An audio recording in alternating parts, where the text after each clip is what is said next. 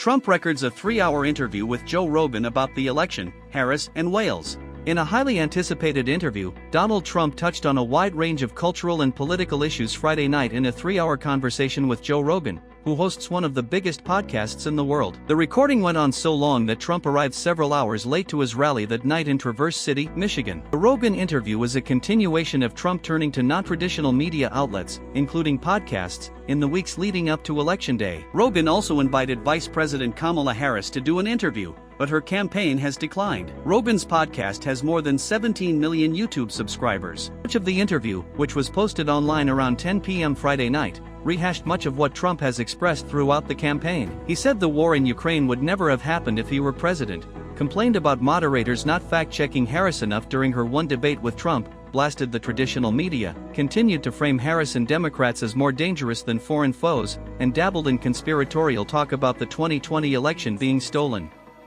Rogan at one point asked Trump to provide examples of how the 2020 election was stolen.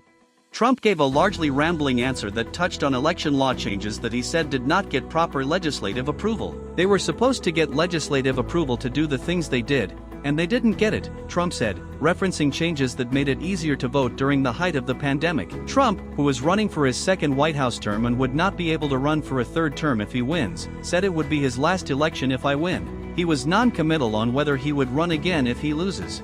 Donald Trump wishes the South won, Rogan said, mimicking what he thought the criticism might sound like. The Joe Rogan Experience, which launched in 2009, is of one of the most popular podcasts in the United States, particularly among young men. The episodes, which are usually hours long, feature a wide array of guests from various industries, including entertainment, sports, tech, and politics.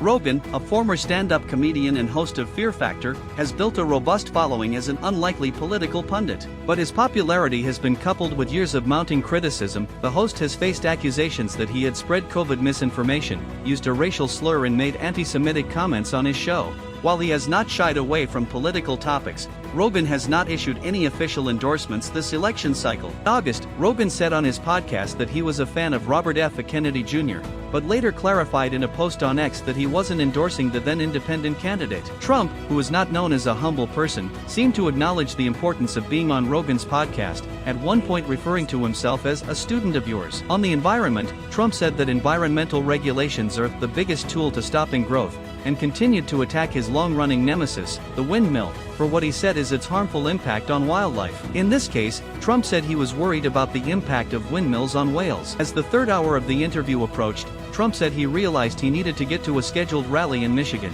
which he was late for because of the length of the Rogan interview.